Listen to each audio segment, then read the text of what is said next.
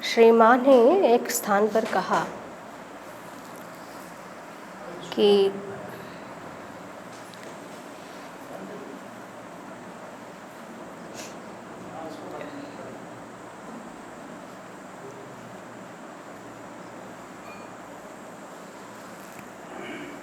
जैसा हम श्री माँ को देखते हैं, वो जिस स्वरूप में, इन चित्रों में, इस जीवन में जिस प्रकार का उनका शरीर लेकर आई हैं, वैसा हम उन्हें जानते हैं।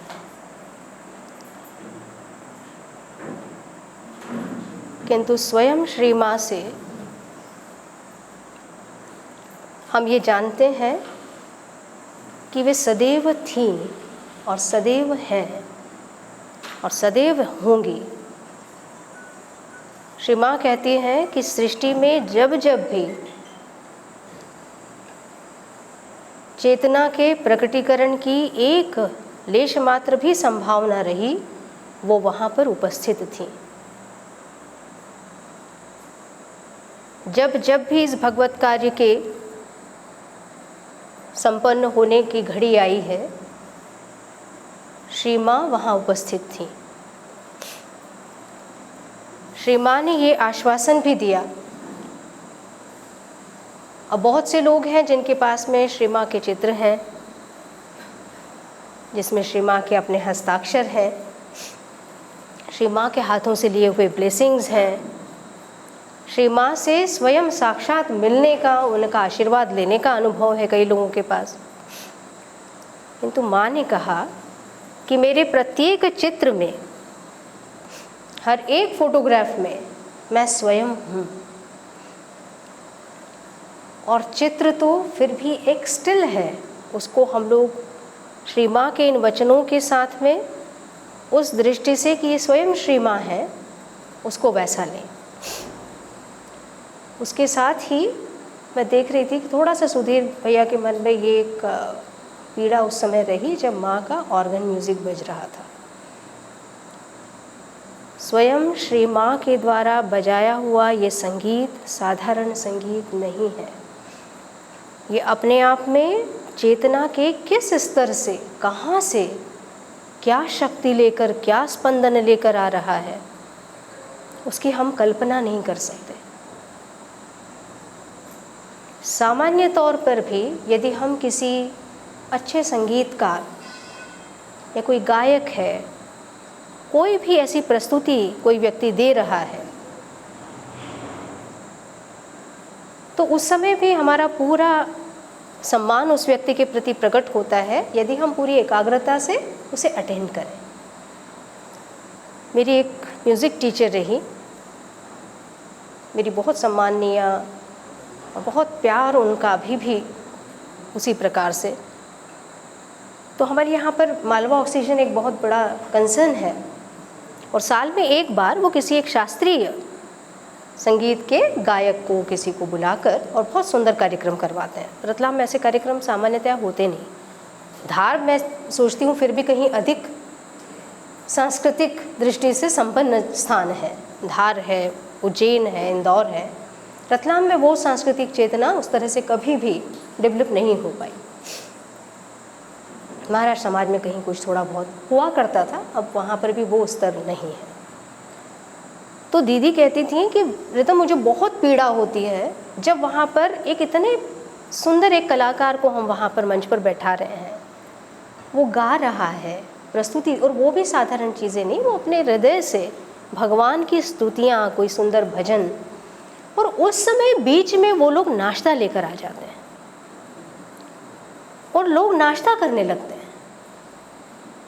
और वो व्यक्ति वहाँ पर गा रहा है, वो आराधना कर रहा है। और तब हम ये विचार करें कि ये तो स्वयं श्री माँ है, उनका बजाया ऑर्गन म्यूज़िक। माँ कहती थी कितने संगीतकार सटल वर्ल्ड में आकर के वहाँ खड़े रहते थे और माँ के हाथों का प्रयोग करना चाहते थे कि उसके माध्यम से उनकी अभिप्साओं को वो वहाँ व्यक्त कर सके। सदैव सचेत रह के जब भी कभी माँ का ऑर्गन म्यूज़िक हो, आश्रम का कोई संगीत हो, प्रयास रहे कि हम पूरी विनम्रता के साथ, श्रद्धा के साथ, एकाग्र भाव से उसको ग्रहण करने का प्रयास करेंगे। एक स्थान पर एक चीज़ ऐसी जानने में आई, एकमात्र ऐसा स्थान जहाँ मन करता है माँ अपने शब्द वापस ले लीजिए, ऐसा मत कहिए। उस स्थान पर मन करता है कि माँ की बात न माने। क्या है वो? माँ एक बार अपने एक विजन की बात करती हैं। माँ कह रही हैं कि मैं असुरों के साथ युद्ध में हूँ और उस युद्ध में मेरे साथ में केवल एक व्यक्ति खड़ा है, प्रणव,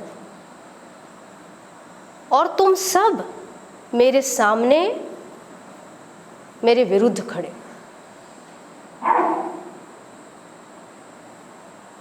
कितनी पीड़ा होती है सोचकर भी कि माँ के उस विजन में हम माँ के साथ नहीं हैं।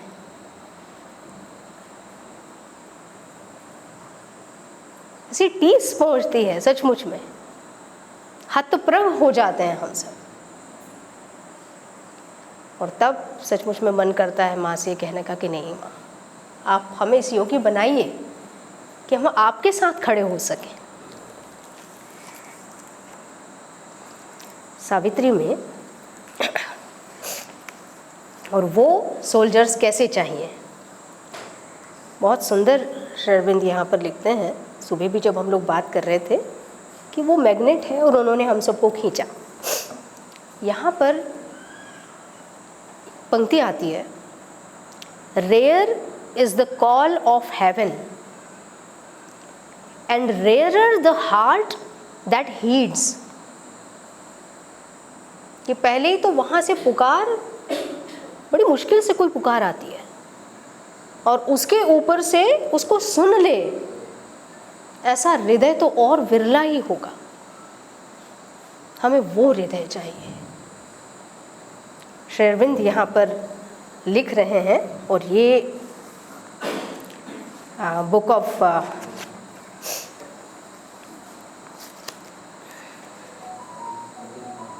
बुक 2 में, कैंटो 2 में the kingdom of subtle matter, और किंगडम ऑफ सटल मैटर में यहाँ पर हम लोग देखें तो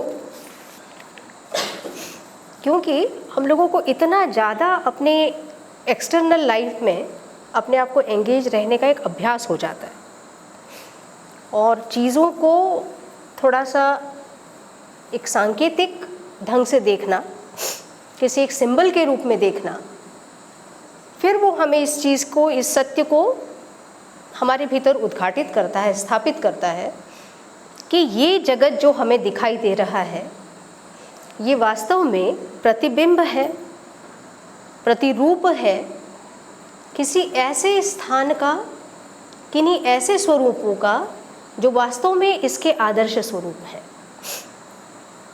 श्री अरविंद कहते हैं कि जितनी कविताएं रची गई हैं, जितने स्थापत्य हैं, जो शिल्प हैं, जो कलाएं हैं, जो कुछ सुंदर घटित हो रहा है, वो सब कुछ पहले ही किसी और एक जगत में रचा जा चुका है। और जो इसके प्रति खुले होते हैं, जो अपने पात्र में इसको ग्रहण कर सकते हैं, वो उन्हीं प्रेरणाओं को उसमें ग्रहण करते हैं और फिर अभिव्यक्त करते हैं। जिसका पात्र जितना स्वच्छ है वो उतनी ही स्वच्छता से उसको ग्रहण करेगा और उसी स्वरूप में उसको दे देने के लिए भी प्रयास करेगा और सफल भी होगा। अन्यथा उसमें कुछ न कुछ मिक्स हो जाएगा। वो एक क्रिस्टल क्लियर जो पॉट है उसमें कहीं न कहीं कोई रंग मेरी अपनी चेतना का मैंने मिलाया हुआ है, तो निश्चित रूप से उस प्रेरणा में वो रंग चढ़ेगा और फिर वो उस तरह से अभिव्यक्त होगा। लेकिन इसको उस दृष्टि से देखना, इस सत्य के प्रति अपने आप को खोलना कि ये सब कुछ उस जगत में कहाँ पर रचा जाता है, और इसलिए उस स्थान से उसको ग्रहण करना, इसके लिए भी अपने आप को तैयार करना है। Sherwin national value of art एक बड़ी सुंदर छोटी सी उनकी राइटिंग है, और उसमें शेरविन लिखते हैं कि यह आवश्यक नहीं है कि प्रत्येक व्यक्ति कलाकार हो, आर्टिस्ट हो, लेकिन फिर वो कहते हैं कि कम से कम प्रत्येक व्यक्ति कला को समझने और उसको एप्रिशिएट करने की कैपेसिटी तो पैदा कर सकता है अपने भीतर। सच्ची कला क्या है, उसका सम्मान कैसे करना, उसको देखना कैसे, उसको समझना, उसका आनंद लेना, यह तो लगभग प्रत्येक व्यक्ति कर सकता है। और इसलिए इस बात का संबंध केवल उनसे नहीं है जिनको इंस्पिरेशन लेनी है, उनसे भी है जिसे इसे एप्रिशिएट करना है, जिसे इसका आनंद लेना है। और इसीलिए शेरविन और श्री माँ भी कहती थी कि आर्ट गैलरीज अपने आप में कोई बहुत आदर्श चीज़ नहीं है। आर्ट गैलरी अपने आप में एक ऐसी चीज़ है जहाँ पर आप गए, आपने चीज़ें देखी और आप चले आए। उनका कहना था कि प्रत्येक घर, प्रत्येक स्थान इतना सुरुचिपूर्ण ढंग से सजा हुआ, व्यवस्थित होना चाहिए कि वो अपने आप में आर्ट गैलरी लगे। और आर्ट गैलरी का अर्थ केवल एक बाह्य सौंदर्य के लिए कोई चीज़ हो, वैसा नहीं। ये अपने आप में सौंदर्य के साथ साथ सामंजस्य की एक बहुत बड़ी व्यवस्था को उसमें ले आने का भी नाम है। और जिसके लिए माँ उदाहरण देती हैं कि जापान में एक सामान्य सा माली, उसको भी पता होता है कि कैसे वृक्षों की छटाई करना है, कौन सी डाली को काटना है, किसको नहीं काटना है, कौन सा वृक्ष किसके साथ सुंदर लगेगा, किस पौधे को कहाँ लगाया जाए कि जिस सीज़न में उसके फूल आए तो तब वो किसी स्थान पर देखने से किस प्रकार का दिखाई दे। इन सब बातों की एक सुरुचिपूर्ण ट्रेनिंग हम कह सकते हैं उन सब की होती है। और इसके लिए ये सब कुछ, ये एस्थेटिक्स और ये एस्थेसिस, शेरविन एक बड़ा सुंदर शब्द प्रयोग करते हैं। ये सामान्यतः हम लोग एस्थेटिक्स शब्द जानते हैं, एस्थेसिस शेरविन कह रहे हैं। और वो है सौंदर्य बोध नहीं, केवल सौंदर्य संवेदना। वो हम सबके भीतर जन्म तो लेती है, लेकिन उसको विकसित होने का अवसर मिले। यहाँ पर पहले मैं उसको पढ़ूं जो सचमुच में ज्योतिष मन के भीतर है कि हम लोगों को तैयार कैसा होना है माँ की आर्मी में रहने के लिए। और इसके लिए हम लोग ये देखें, दो चीज़ें यहाँ पर हैं। एक स्थान पर शेरविन कहते हैं कि प्रेम और साहस, ये दो तत्व हैं, ये दो ऐसे गुण हैं कि यदि बाकी सारे गुण तिरोहित हो जाएं, नष्ट हो जाएं, तब भी ये दो है जो उन सब को वापस ले आ सकते हैं। इनके भीतर वो क्षमता है, लव एंड करेज शेरविन कहते हैं, ये दो वो है। सिंथेसिस में अभी रिसेंटली हम लोग पढ़ रहे थे, उसमें शेरविन कहते हैं श्रद्धा और साहस, असीम श्रद्धा, अपार श्रद्धा, अटूट श्रद्धा, unshakable faith, as if one stands on a rock. किसी चट्टान पर आप खड़े हो तो बहुत कॉन्फिडेंस होगा क्योंकि वो हिलेगी नहीं। ऐसा नहीं कि आप किसी दलदल में खड़े हैं, वो धंसता जाएगा। शेरविन इसके लिए कह रहे हैं कि वो तो आपको चाहिए श्रद्धा, और दूसरा करेज, पूरी तरह से अपने आप को भगवान के उस महासागर में छलांग लगा देने के लिए, वो साहस वहाँ पर कह रहे हैं। अब यहाँ पहली पंक्ति इसके साथ कि किस प्रकार की वो आर्मी होना है भगवान के लिए, देवों की सेना। शेरविन कहते हैं only were safe who kept God in their hearts.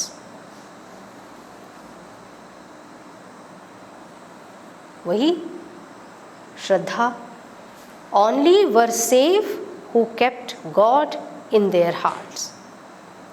Courage their armor, faith their sword, they must walk.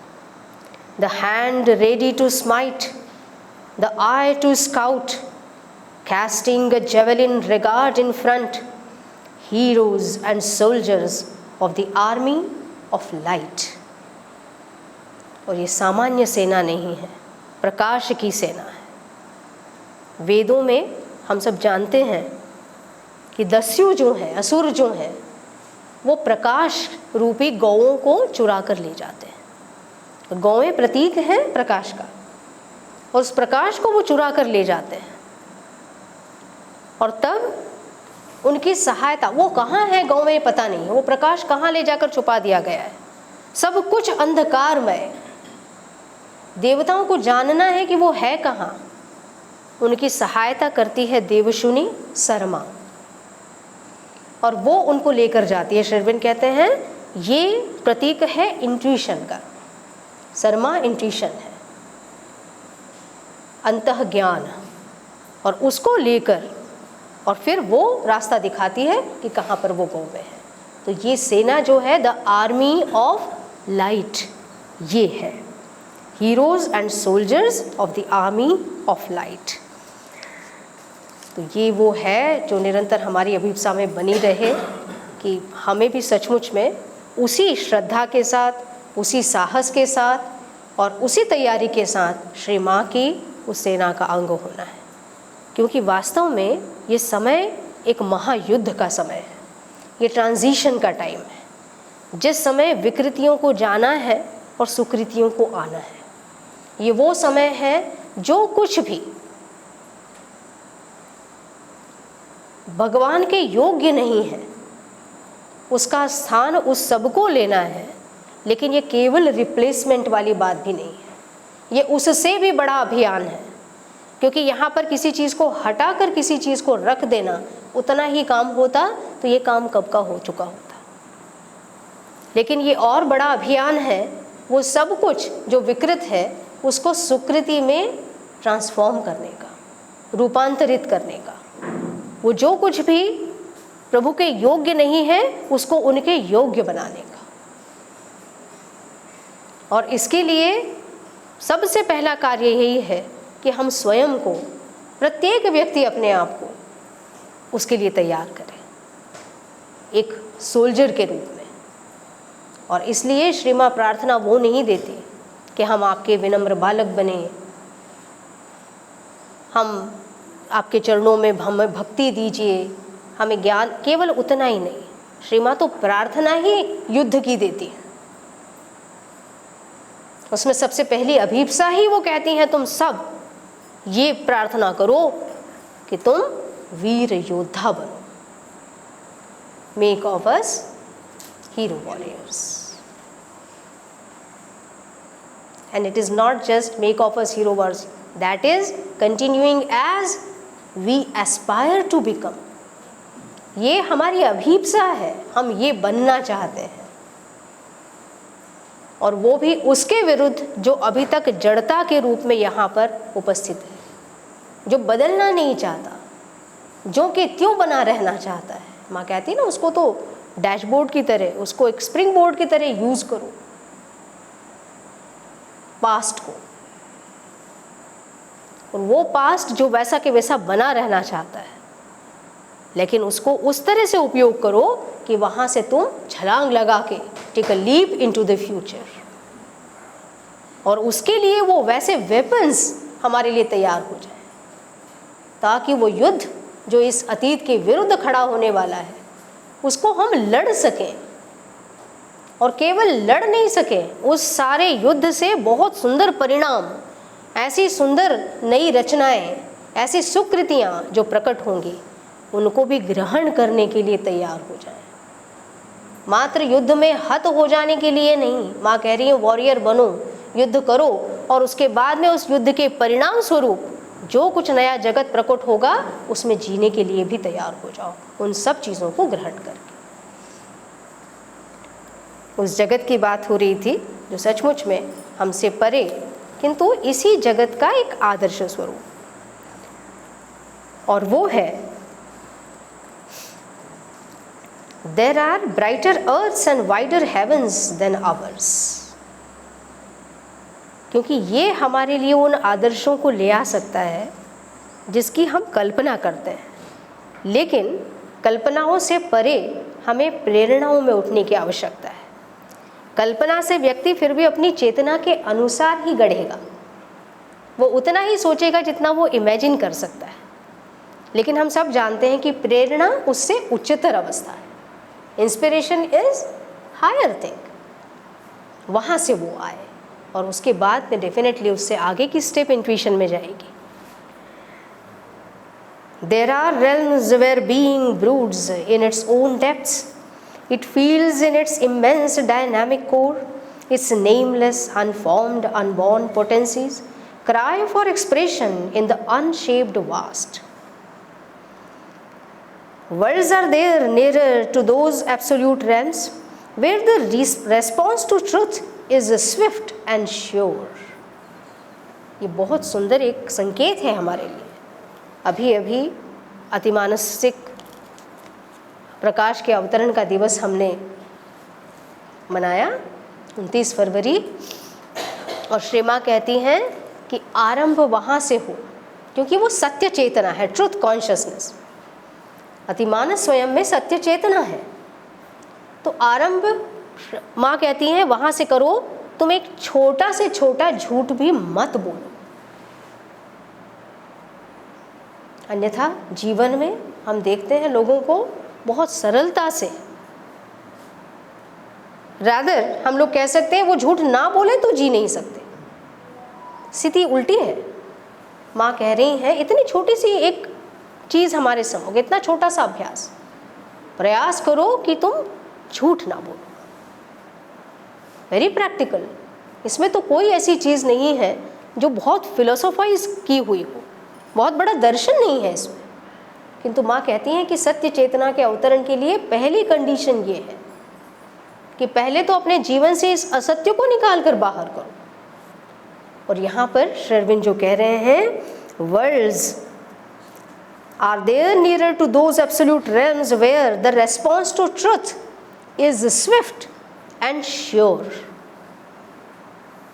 सोचना नहीं पड़ता सत्य के प्रति अपनी सहमति देने के लिए, उसके पक्ष में खड़े होने के लिए।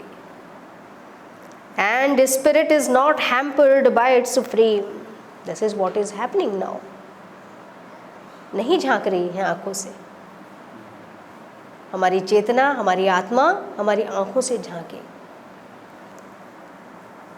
And hearts by sharp division seized and rent, and delight and beauty are inhabitants, and love and sweetness are the laws of life. ऐसा जीवन हो जाए तो और क्या चाहिए।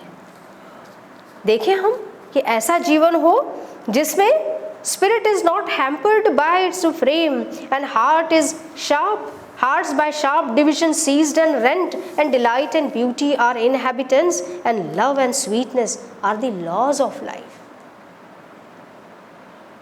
हमारे जीवन का संचालन करने वाले ये नियम बने हमारे लिए, ये नियमन करे हमारे जीवन का, माधुर्य और प्रेम। अन्य स्थान पे श्री अरविंद बहुत सुंदर और बहुत सटीक वर्णन हमारी इस स्थिति का करते हैं। चाहिए प्रकाश, कर्म सारे ऐसे कि अंधकार उत्पन्न हो। चाहिए स्वतंत्रता, लेकिन खुद अपने हाथों से बेड़ियां बुन बुन के अपने पैरों में डालना है।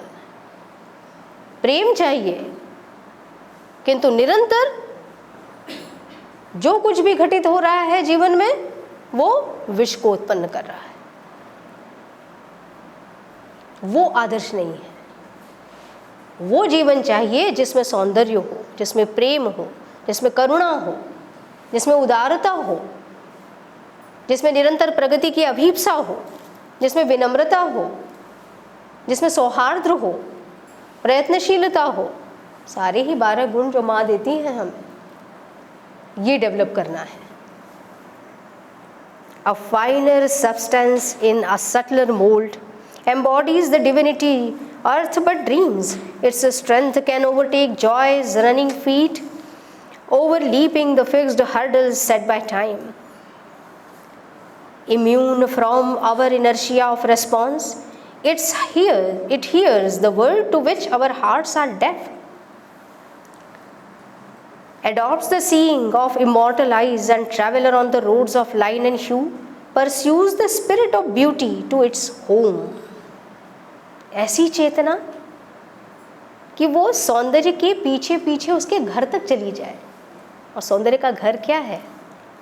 स्वयं भगवान, सर्व सौंदर्यमय।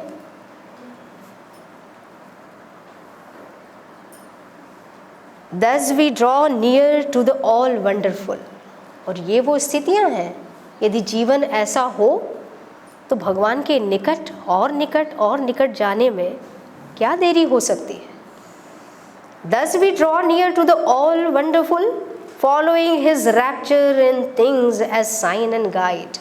ये वही बात कि हमें इन्हीं चीज़ों में, इन्हीं भौतिक वस्तुओं में, इन्हीं जीवन की परिस्थितियों में, इन्हीं हमारे तुम्हारे संबंधों में, यहीं इसी जगह उस भगवान की उस छवि को जो छुपी हुई है उसे देखना है।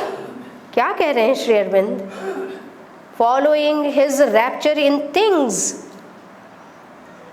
उनका आनंद as a sign and guide, संकेत के रूप में और मार्गदर्शक के रूप में,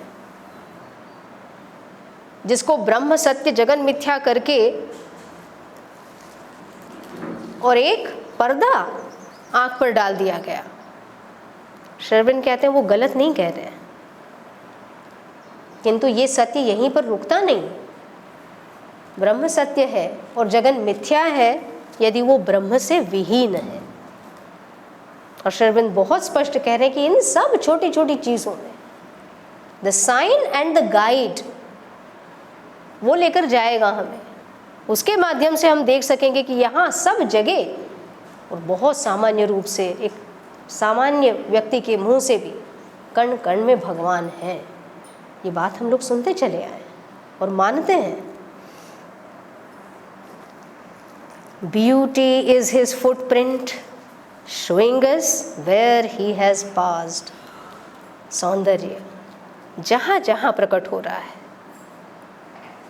और कैसा सौंदर्य? माँ कहती है कि वो केवल देह का सौंदर्य नहीं है, आकारों का सौंदर्य नहीं है, और साथ में माँ कहती हैं केवल सौंदर्य नहीं, हार्मनी शब्द भी लाती है। और माता पुस्तक में हम लोग पढ़ रहे हैं, महालक्ष्मी चाह रही हैं इसको, उनकी डिमांड है ब्यूटी एंड हार्मनी। और वो सौंदर्य आकारों के जगत में भी सौंदर्य, भाव के जगत का सौंदर्य, विचारों का सौंदर्य, कर्मों का सौंदर्य, हमारी प्रत्येक गतिविधि का सौंदर्य, प्रत्येक स्थान में सौंदर्य, वो सब कुछ, वो सारा सौंदर्य और सामंजस्य। कितनी सुंदर पंक्ति है ये। Beauty is his footprint showing us where he has passed. और ये झगड़ा भी कम नहीं चला भारत में, साकार निराकार का। शर्विन कहते हैं form is the rhythm of the spirit, इसलिए उसको डिस्कार्ड नहीं करना है। डिस्कार्ड नॉट फॉर्म, रूप की अवहेलना मत करो। और क्यों नहीं करो? क्योंकि उसकी लय रूप के रूप में प्रकट हुई है। उस परमात्मा की लय जो है वो प्रकट हुई है रूप में। Form is the rhythm of the spirit. Beauty is his footprint showing us where he has passed. Love is his heartbeat's rhythm in mortal breasts.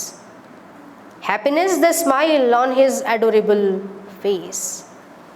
ये शेरविन उसके बाद कह रहे हैं जहाँ उन्होंने कहा कि प्रत्येक वस्तु में, प्रत्येक स्थान पर, प्रत्येक व्यक्ति में, सब कुछ जो जीवन में घटित हो रहा है उसमें हम इसको संकेत और मार्गदर्शक दोनों के रूप में देख सकते हैं।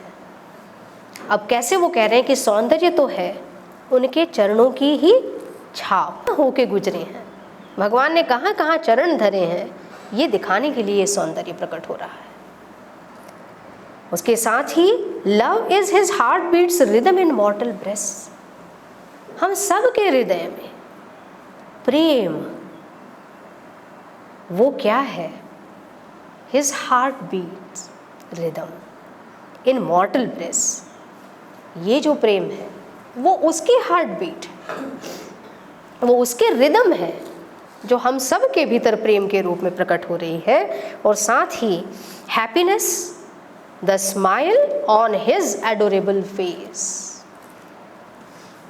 एक स्थान पर श्री मां ने कहा कि भगवान के प्रति अगर अपनी कृतज्ञता को प्रकट करना चाहते हो तो उसका सबसे अच्छा उपाय है प्रसन्न रहना, कि तुम आनंदित रहो, प्रसन्न रहो। भगवान के प्रति अपनी कृतज्ञता को प्रकट करने का सबसे अच्छा तरीका है। और क्यों है? क्योंकि सर्व आनंदमय ने अपने आनंद में से हमको प्रकट किया है। यदि हम दुखी होते हैं तो वो क्या सोचेंगे कि ये इट्स माय फेल्योर। वो तो यही सोचेंगे कि मैंने गलती कर दी इसे स्वरूप देकर, जीवन देकर। और वास्तव में यदि वो स्वयं ये सब कुछ होकर प्रकट हुए हैं तो हमारा दुख भी वही भोगते हैं। और इसलिए आनंदित होने की आवश्यकता है, प्रसन्न रहने की आवश्यकता है किसी भी परिस्थिति में, कि हम भगवान से विमुख नहीं होना चाहते, उनके प्रति निरंतर कृतज्ञ होना चाहते हैं। Happiness is the smile on his adorable face. लेकिन ये सब कुछ जो वहाँ है, in us too the intuitive fire can burn, an agent light, it is coiled in our folded hearts on the celestial levels at its home, descending it can bring those heavens here। ये सब कुछ हमारे अपने हृदय में भी प्रकट हो सकता है। वो सब कुछ जो वहाँ पर है, उस आदर्श स्थिति में है, जिसे हमारी प्रेरणाएं कभी कभी एक झलक में देखती हैं, ले आती हैं, प्रकट करने का प्रयास करती हैं, वो सब कुछ यहाँ प्रकट हो सकता है यदि हमारे हृदय में उसके लिए स्थान बन जाए। यहाँ वो सब कुछ उस तरह से प्रकट हो सकता है और हो रहा है। मैं कहूँगी ये जितने केंद्र हैं, जितने वो हृदय हैं जो अभिप्सा करते हैं कि उस भगवान के इस महाअभियान में हमें सहयोगी बनना है, ये अपने आप में उसी आदर्श को धरती पर साकार करने का अवसर निरंतर हम लोग देख रहे हैं, बन रहे हैं। अ वेल इज केप्ट, लेकिन तब मन में प्रश्न हो सकता है कि क्यों फिर इतना उन्होंने अभी भी इसको छुपा कर रखा है। श्रविन कहते हैं अ वेल इज केप्ट, एक पर्दा डाला हुआ है उन्होंने। Something is still held back, सब कुछ प्रकट नहीं कर दिया, अभी भी वो झीना सा पर्दा, उसके भीतर से कहीं कहीं एक झलक उस सर्व सौंदर्यमय की दिखती है। क्यों रख रखा है ये पर्दा उन्होंने? लेस्ट captives of the beauty and the joy, our souls forget to the highest to aspire। ये न हो जाए कि हम केवल इस सौंदर्य और इस आनंद में जो सर्वोत्तम है, जो सर्वोत्कृष्ट है, जो परमात्मा है, उनके प्रति अभिप्सा करना छोड़ दें। इसलिए अभी भी कुछ बाकी है उसकी ओर निरंतर जाने की, वो अभिप्सा हमारे भीतर बनी रहे। अभी थोड़ा समय है तो मैं आखिरी का एक छोटा पोर्शन, सावित्री, बहुत सुंदर उस समय एक सेशन हम लोगों का हुआ और अपना पूरा युद्ध जो सावित्री ने लड़ा है, उस पूरे अभियान के बाद में वहाँ पर एक स्थिति आई है जिसके पहले, वहाँ पर निकलने से पहले जब वो कहती हैं, हम लोग उस स्ट्रगल को सोच सकते हैं कि कौन था वहाँ पर उनके साथ, कोई भी नहीं। वो कहती है कि वो क्या इस समय किस स्थिति में है। वो कहती हैं only my heart and Durga knows, केवल दुर्गा जानती हैं या मैं जानती हूँ, मेरा हृदय जानता है कि मैं किस कार्य में लगी हूँ या क्या घटित हो रहा है मेरे साथ, सावित्री स्वयं कहती है। और उस पूरे अभियान के बाद में कई सारी स्थितियाँ, यम भी कहते हैं क्या फिर ज़रूरत है तुम्हें जाने की, तुम रहो यहाँ सत्यवान के साथ, तुम्हें पूरा स्वतंत्रता है, तुम भी यहीं रह जाओ। फिर अल्टीमेटली वो स्थान में जब यम का भी अपना स्वरूप परिवर्तित हो चुका है, रूपांतरित हो गए वहाँ, क्योंकि वो कहती है मृत्यु से कि तुम भी वो हो नहीं जो तुम्हें लगता है। वो मृत्यु को भी परिवर्तित कर देती हैं, उनके भीतर वो शक्ति है। और तब यहाँ पर हम लोग पहुँचते हैं जहाँ पर souls choice and supreme consummation, उन्हें वहाँ पर वरदान मिल रहा है और वो परम शक्ति परमात्मा भगवान उनके तो सम्मुख है वो, और वहाँ पर वे कह रहे हैं, वो भी ये चॉइस देते हैं कि अब सत्यवान भी यहाँ है और तुम भी रह सकती हो, पर नहीं, मेरा जीवन तो इसके लिए नहीं है, मुझे आपका कार्य करना है लौट कर। और तब वे क्या मांगती हैं?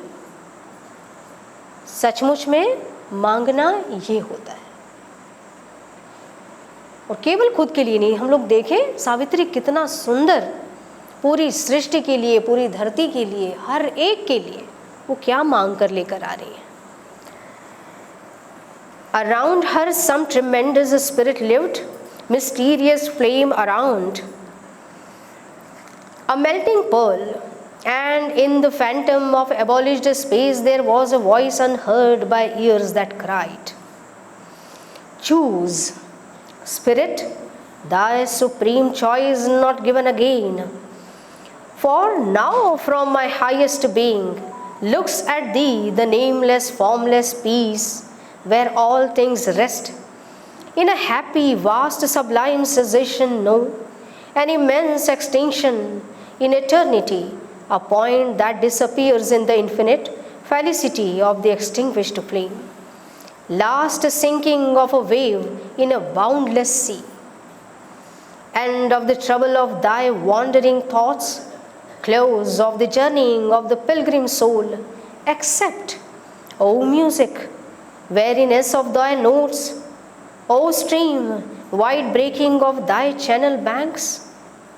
अब ये उनसे कहा गया, मांगो, और मैं बार बार ये वरदान का समय तुम्हारे जीवन में नहीं आएगा, क्या चाहिए मुझसे मांगो जो तुम्हें चाहिए। अब वो क्या मांग रही हैं? सावित्री कह रही हैं,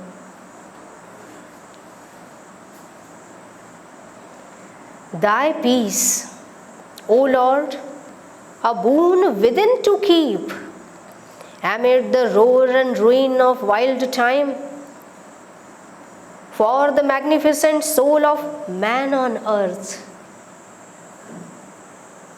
स्वयं के लिए नहीं मांग रही है, और उसके साथ में एक जो एडजेक्टिव वो लगा रही हैं, बहुत सही बात कही थी सुरेंद्र भाई साहब ने कि बेचारा मनुष्य बेचारा नहीं है, वो सिद्ध कर रही है। वो कह रही हैं for magnificent soul of man on earth, ऐसा अद्भुत जीव ये जो प्रकट हुआ है उसकी आत्मा के लिए, उसकी उस मैग्निफिसेंस के लिए, for the magnificent soul of man on earth. उसके आगे मांगती हैं, ये पहला उन्होंने मांगा दाय पीस, फिर मांग रही हैं thy calm, O lord that bears thy hands of joy. तो क्या वहाँ पर उसके लिए तथास्तु है? Wide open are the ineffable gates in front, my spirit leans down to break the knot of earth, amorous of oneness without thought or sign, to cast down wall and fence, to strip heaven bare, see with the large eye of infinity, unweave the stars and into silence pass। भगवान अपनी प्रशांति का वरदान दे रहे हैं, तथास्तु कह रहे हैं, और कह रहे हैं कि देखो ये पूर्ण नीरवता, इसमें से होके और तुम जा सकती हो, ये तुम्हारे लिए है। उसके आगे फिर सावित्री मांगती है, Thy oneness, Lord, in many approaching hearts, my sweet infinity of thy numberless soul। कैसा एकत्व चाहिए उन्हें, और वो एकत्व जो सचमुच में हमारी वास्तविकता है। श्री अरविंद यदि कह रहे हैं कि हमारा सच्चा अंतर जो है वो चेतना है, आत्मा है, भगवत चैतन्य है, वो हम सब के भीतर समान है, और इसीलिए जो यूनिटी है वो उस स्तर पे हो सकती है। हमारा सच्चा सामंजस्य केवल एक ही स्थान पर बन सकता है, और वो है भगवान के साथ ऐक्य। उसमें हम सब एक हैं। ऊपरी तौर पर हम कह सकते हैं इतनी बात ये व्यक्ति मेरी मानता है, वो नहीं मानता, क्योंकि ये सब व्यक्ति व्यक्ति व्यक्ति पर, किंतु जहाँ केंद्र में केवल एक चीज़ है। और इसलिए देखें हम लोग कि उसी हारमनी को जब हम लोग कहते हैं ठीक है भाई हार मानी, तो उसके लिए भी श्री अरविंद, श्री माँ हम लोग पढ़ते हैं, वो कहती हैं look everywhere for that one word harmony. और ये ग्रेटर हार्मनी ये उस एकत्व में ही पाई जा सकती है, दैट वननेस, वो एकत्व। ये एकत्व नहीं होता कि हम सब लोग अच्छा फला दिन है एक सरीखी 25 साड़ियाँ खरीद लो, महिलाएं सब वो पहनेंगी, पुरुष ये पहनेंगे। हम लोग देख रहे हैं ये चीज़ें घट रही हैं, वो एकत्व नहीं है। फला जगह ये ड्रेस कोड है, ये यहाँ का यूनिफॉर्म है, नथिंग ऑफ द काइंड। अगर हम लोग आश्रम चाहते हैं, विद्यालय की व्यवस्था में वो है, ग्रुप्स की व्यवस्था में है, क्योंकि वो एक व्यवस्था के अंतर्गत है। अन्यथा वहाँ पर किसी भी आश्रमाइट के लिए ये यूनिफॉर्म होगी, ये नहीं है। प्रत्येक को वहाँ पर इतने बजे मेडिटेशन में आना ही है, इतनी बजे अगरबत्ती लगाना ही है, यही मंत्र बोलना है, यही तंत्र, कुछ भी नहीं। क्योंकि सच्चा एकत्व वो कहीं और है। सबके ममता ताग बटोरी, मम पद बरहि बाधिबटी डोरी। और उस स्थिति को पाने के लिए सचमुच में अब सावित्री जो मांग रही हैं, और क्या उसके उत्तर में तथास्तु क्या है? I sprayed around the refuge of my wings. Out of its incommunicable deeps my power looks forth of mightiest splendor, stilled into its majesty of sleep withdrawn above the dreadful whirlings of the world. और वो क्या कर रहे हैं? अपने आश्रय के पंख फैलाकर सबको उसके भीतर ले रहे हैं। क्या मांग रही हैं सावित्री इसके आगे? वो कहती हैं Thy energy, Lord, to seize on man, woman and men, to take all things and creatures in their grief and gather them into a mother's arms. माँ का वो विजन स्मरण हो आता है ना, छोटी थी किंतु ये विजन देखती थी। रात को उठ गई हैं आकाश में ऊपर, और उन्होंने जो कुछ पहना हुआ है वो उनका वस्त्र पूरे धरती पर मानो फैल गया है। और वे सब जिनको की आवश्यकता है, जो दुखी हैं, जो अपने व्रणों को भरना चाहते हैं, जो अपने आंसुओं को चाहते हैं कि वो कोई पोंछ दे, वे सब आके उसका स्पर्श करते हैं और उनसे वो सब दुख दूर हो जाता है। Thy energy, Lord, to seize on man, woman and men, to take all things and creatures in their grief and gather them into a mother's arms. ऐसी हो जाना चाहती हैं सावित्री, एक माँ की तरह, कि बिल्कुल एक माँ जैसे अपने शिशु को अपने हृदय से लगा लेती है, ऐसे सभी को, वुमन एंड मैन। अब वहाँ पर क्या तथास्तु? Last great time the warning sound was heard, I opened the wide eye of solitude to uncover the voiceless rapture of my bliss, where in a pure and exquisite hush it lies, motionless in its slumber of ecstasy, resting from the sweet madness of the dance, out of whose beat the throb of heaven was born. क्योंकि अभी भी स्थिति वो है कि सावित्री संभवतया इस बात को एक्सेप्ट कर लें कि क्यों लौटेंगी वो उस धरती पर, नहीं, लेकिन वो निरंतर अपने भीतर उस पूरी सृष्टि को लेकर चल रही हैं। उनकी उस यात्रा में, अपने उस हृदय में, अपने आंचल में वो सब कुछ बांध कर लेकर आई हैं जिसका ट्रांसफॉर्मेशन वो चाहती है। इसको तो मैं नहीं छोड़ूंगी।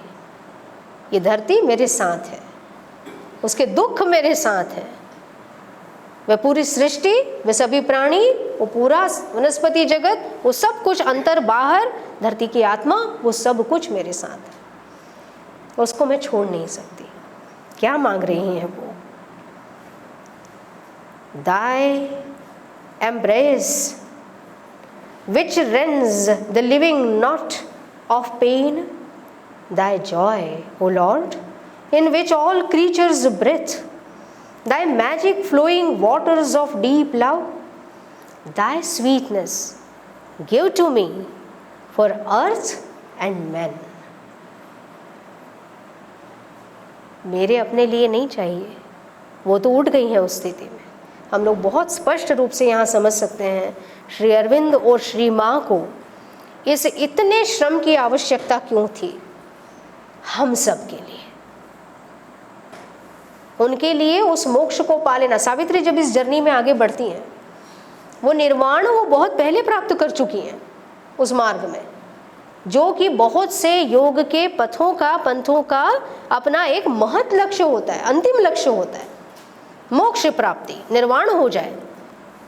सावित्री की इस यात्रा में बहुत पहले आ चुका, और वो आ रही है वापस, और वो चाहती हैं दाय स्वीटनेस, दाय एनर्जी, दाय Joy, thy calm, thy peace give to me for earth and man, MEN, प्रत्येक प्राणी के लिए, मुझे सभी मनुष्यों के लिए चाहिए, ये दीजिए। और वो लेकर फिर वो लौट रही हैं। उसके आगे बहुत लंबा पैसेज, जहाँ पर कि भगवान फिर सावित्री को कहते हैं, जब वो सब कुछ देते हैं तो वो कहते हैं कि तुम्हारे मुंह से मैं बोलूँगा, तुम्हारे कर्मों में मैं तुम्हारे साथ होऊंगा। तुम जब उन सब को अपने निकट लाओगी तो वो मेरी बाहुएं होंगी, मेरी भुजाओं में तुम उन सबको बांधोगी। तुम्हारे पीछे पीछे वो सब चलेंगे, तुमसे इंस्पायर होंगे, वो सब मेरी इंस्पिरेशन होगी। और इसीलिए सावित्री जब लौटती हैं तो उस समय में वंडर नो मोर, आखिर में यही बात आती है, इफ इट इज शी, ना, wonder no more at any happy change, कि अब तो कुछ भी घटित हो सकता है। और ये तो वो पारस है जिसका स्पर्श करके और ये पूरी धरती कुब्जा से त्रिभुवन सुंदरी हो जाने वाली है। और इसीलिए जब वो प्रथम पंक्ति में हम लोग देख रहे हैं कि बुक 1 कैंटो 1 में it was the hour before the gods awake, और आखिर में she nurtured a greater dawn in her bosom, कि वो उस वक्त से लगा के और उस यात्रा तक में अब एक महत्तर उषा को अपनी आंचल में, अपने वक्ष में वो संजोकर और विकसित कर रही है, पोषित कर रही है कि एक नई उषा आने वाली है, उसको वो लेकर आ रही है। ये सारा श्रम, ये सारी यात्रा, ये जितना कुछ जो सावित्री के जीवन में घटित हो रहा है वो माँ ने स्वयं जिया है। पूरी अशुपति की यात्रा श्री अरविंद ने स्वयं सब कुछ, और किसके लिए? For earth and man. बस अब हम लोगों की अभिप्सा में कोई कमी ना आए, क्योंकि हम सबको वही heroes and soldiers of the army of light बनना है।